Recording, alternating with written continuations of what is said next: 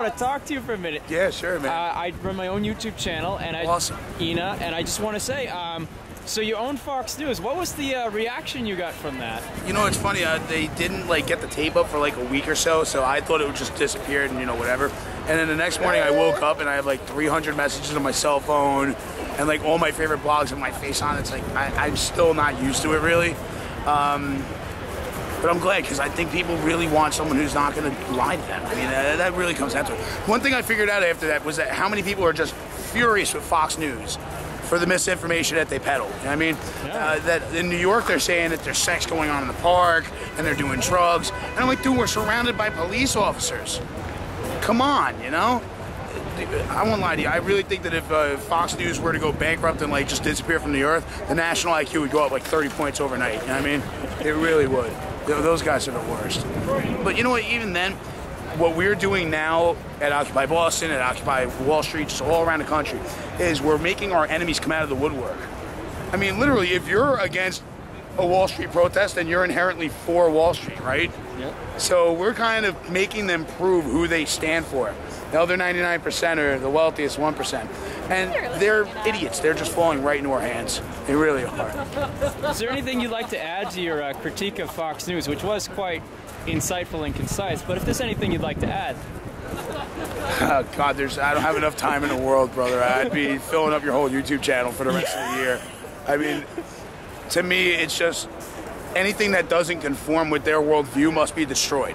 It's as simple as that. Jon Stewart did a great skit the other night. Yeah, where it's like the circle of people who are destroying our America just happen to be the same people who don't vote Republican. I wonder why that is, you know? And like, you know, I tell people, I'm not going to question your patriotism. I will talk policy with you, but I'm not going to question your patriotism. But it's obvious that these guys have more hate for people than they have love for their country. And that really bothers me. You know what I mean? I honestly look at it like this. If you're going to let an Australian oligarch and a Saudi oil prince tell you how you should view America, maybe you should start reading books and put the TV and turn it off. You know, throw your channel change out the window. Really look at it like this. Your generation is going to be the one that moves away from this closed media to an open, accessible internet media. And it's important because it creates a dialogue that we absolutely need. Instead of you just see my voice and you hear what I'm saying, I'd rather talk to someone and like get their opinion and have a conversation about it.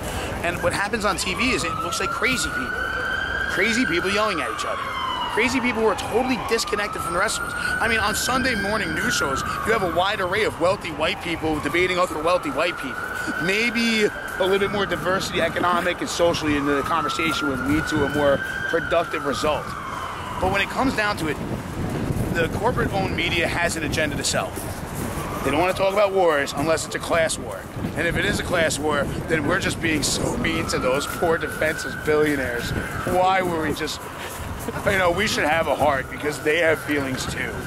It's bullshit. It just is. And you know what? The more we throw it in their face, the more we disrupt the illusion that they've hoisted onto us, that things are all well and all good.